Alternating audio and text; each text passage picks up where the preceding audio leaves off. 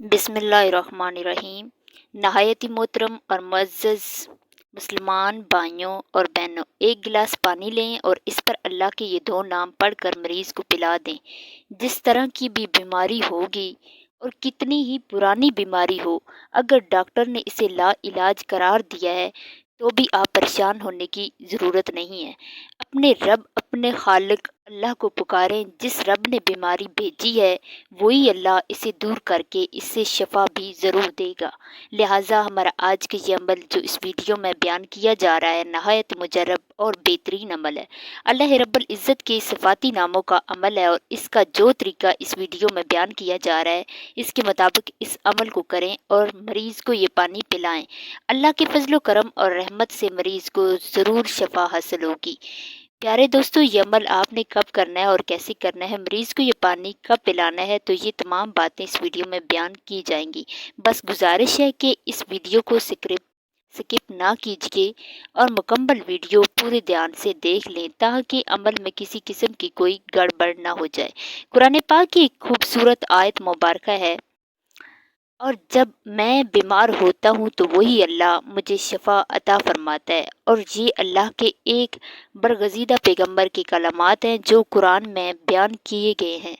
ان کلمات کے ساتھ اللہ رب العزت نے پوری انسانیت کو یہ بات بتلا دی ہے کہ شفا دینے والی ذات اللہ کی ہے۔ اس لیے ہر انسان کو چاہیے کہ جب بھی بیمار ہو تو اللہ ہی سے شفا طلب کی جائے۔ پیارے دوستو، ہمیشہ یہ بات یاد رکھیں کہ صحت کی نعمت اللہ رب العزت کی عطا کردہ نعمتوں میں سے ایک عظیم نعمت ہے، لیکن صحت مند اور نارمل زندگی گزارنے والے لوگ اس بیش بہا اور قیمتی نعمت کی قدر نہیں کرتے۔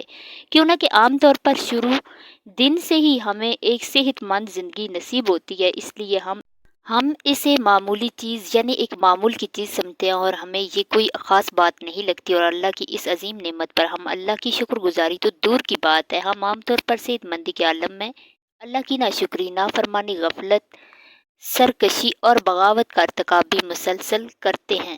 تو ایسے میں اللہ رب العزت کی رحمت کو جوش آتا ہے اور اللہ یہ دیکھ لیتا ہے کہ میرا یہ بندہ اگر یوں ہی غفلت اور معصیت میں گرفتار رہے تو یہ جہنم کی گہرائی وادیوں میں اپنا ٹھکانہ بنا بیٹھے گا، پھر جنت کے جن درجات کو یہ حاصل کر سکتا ہے ان سے محروم رہ جائے گا۔ چنانچہ ایسے میں اللہ تبارک تعالیٰ انسان پہ بیماری کو بھیج دیتا ہے تاکہ اپنے بندے کو گناہوں سے پاک کرے۔ پیارے دوستو، یہ بات یاد رکھیں کہ حکیم، طبیب اور ڈاکٹر سے علاج کروانا منع ہرگز نہیں ہے اور اسے سنت سمجھ کر ہی کروانا چاہیے، لیکن یقین ہمیشہ اللہ کی ذات پر ہی ہونا چاہیے اور اللہ سے ہی شفا یابی طلب کرنی چاہیے۔ لہٰذا آج کا یہ وظیفہ اللہ رب العزت کی ذات سے شفا طلب کرنے کے حوالے سے ہے، اور جان لیجیے کہ آج کا یہ وظیفہ ہر اس بیماری کے لیے ہے جس کو ڈاکٹرز نے لا علاج قرار دیا ہو، کیوں نہ کہ اللہ تبارک تعالیٰ کے ہاں کوئی بیماری لا علاج نہیں ہے۔ بعض اوقات یہ بھی دیکھنے میں آتا ہے کہ ڈاکٹرز نے جس مریض کو لا علاج قرار دیا ہو وہی کئی سال تک مزید زندگی جیتا رہتا ہے، کیوں نہ کہ یہ فیصلے اللہ ہی کرتے ہیں۔ اور پیارے دوستو، آج کی اس وظیفے کو آپ کسی بھی بیماری کے لیے کر سکتے ہیں۔ شوگر کے لیے یہ عمل نہایت ہی مجرب ہے، اور جن لوگوں کو شوگر کی وجہ سے جسم پر زخموں کا سامنا ہے، ان زخموں کی وجہ سے پریشان ہے، تو وہ بھی اس عمل کو کریں۔ انشاءاللہ اگر اللہ نے چاہا تو بہت جلد صحت یابی نصیب ہو جائے گی، اور جتنا یقین کے ساتھ یہ عمل کیا جائے گا اتنا ہی جلد شفا حاصل ہوگی۔ پیارے ناظرین، آئیں اب جانتے ہیں کہ یہ عمل آخر کیسے کرنا ہے۔ پیارے دوستوں، جان لیجئے کہ یہ عمل آپ نے شعبان کی یا پھر کسی بھی اسلامی مہینے کی 13، 14 اور 15 تاریخ کو کرنا ہے، یعنی یہ کل 3 دن کا عمل ہے۔ کسی بھی اسلامی مہینے کی درمیانی 3 تاریخوں میں یہ عمل کر سکتے ہیں۔ ان تاریخوں کو ایام بہزت بھی کہا جاتا ہے۔ نبی کریم صلی اللہ علیہ وآلہ وسلم ان دنوں میں اکثر روزہ رکھا کرتے تھے۔ اور پیارے دوستو، اب اس عمل کا طریقہ پوری توجہ سے سنیے گا، اور اسی طریقے سے یہ عمل کرنا ہے جیسے بتایا جا رہا ہے۔ اس عمل کے لیے سب سے پہلے 3 مرتبہ درود شریف پڑھنا ہے۔ درود ابراہیمی سب سے بہتر ہے۔ اس کے بعد آپ نے اللہ کے 2 بابرکت نام یا اللہ یا مجیب کا ورد کرنا ہے، اور یہ ورد 313 مرتبہ کرنا ہے، یعنی اللہ کے 2 ناموں یا اللہ یا مجید کو 313 मरतबा पढ़ना है और आखिर में 3 बार फिर दुरूद शरीफ पढ़ लेना है। प्यारे दोस्तों, ये वजीफ़ा मुकम्मल करने के बाद अपने करीब रखे हुए पानी के गिलास पर दम कर लेना है और मरीज़ पर भी दम कर लेना। मरीज़ को आपने यही दम किया हुआ पानी पिलाना है और इस अमल को कम से कम 3 दिन तक जारी रखना है। अगर ज़्यादा दिन तक रख सकते हैं तो बेहतर है, यानी किसी भी इस्लामी महीने में चाँद की 13 तारीख से ये अमल शुरू करना है और 15 तारीख तक ये अमल जारी रखना है। लेकिन अगर इसके बाद भी 1 या 2 दिन ये अमल कर सकें तो और भी अफजल है। प्यारे दोस्तों, जैसा कि हम सब ये बात जानते हैं कि फजर का वक़्त सबसे ज़्यादा रहमतों और बरकतों का वक़्त है, लिहाजा अगर आप ये अमल फजर की नमाज के बाद करें तो सबसे बेहतर होगा। लेकिन इसके अलावा पूरे दिन में जब भी आप ये अमल कर लें कोई मज़ायका नहीं है। लेकिन ये बात ज़रूरी है कि बावज़ू होकर और पूरे यकीन के साथ इस अमल को किया जाए। जिस मरीज़ और जिस मर्ज़ के लिए ये अमल किया जा रहा है, इसकी शफ़ा याबी के लिए नियत करके ये अमल किया जाए। अब ये जान लीजिए कि बेहतर तो ये है कि मरीज़ खुद इस अमल को करे। लेकिन अगर मरीज़ किसी वजह से खुद ये अमल नहीं कर सकता तो फिर कोई भी घर का फ़र्द, दोस्त या रिश्तेदार मरीज़ के लिए ये अमल कर सकता है।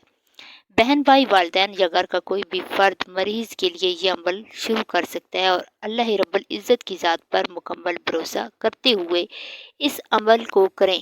प्यारे दोस्तों, पहले ही बताया गया है कि ये अमल शुगर के मरीज़ के लिए, मर्ज़ के लिए भी नहायत ही मुजर्रब अमल है। लिहाजा शुगर का मरीज़ कोशिश करे कि खुद ये अमल करे, अपने ऊपर भी दम करे और पानी पर भी दम करके पानी को पी ले।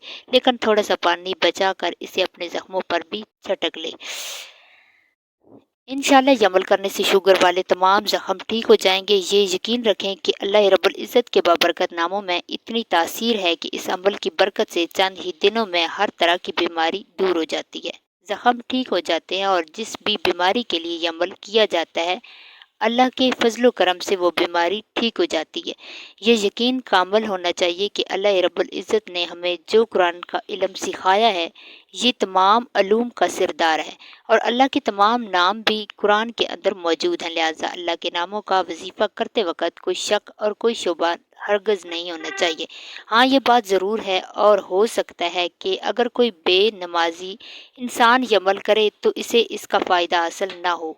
लेकिन अगर कोई शख्स इस अमल की कबूलियत के लिए इस अमल के साथ साथ नमाज पंजगाना की पाबंदी करे तो इंशाअल्लाह इसका अमल ज़रूर कबूल होगा और सेहत व शफा हासिल होगी। बेनमाजी भी ये अमल कर सकता है, लेकिन क्यों ना कि बेनमाजी की दुआ अमूमन कबूल नहीं होती और अमूमन बेनमाजी के हक़ में दूसरों की दुआएं भी कबूल नहीं होती। इसलिए नमाज ज़रूर पढ़ा करें। ये अमल इंसान को अल्लाह के करीब करने का बेहतरीन ज़रिया है और फिर इसकी बरकत से शैतान इंसान से दूर रहते हैं। और प्यारे दोस्तों, मज़ीद इसी तरह की इस्लामी वीडियो देखने के लिए ईमानी वज़ाइफ ऑफिशियल चैनल को सब्सक्राइब करें। अल्लाह हाफ़िज़।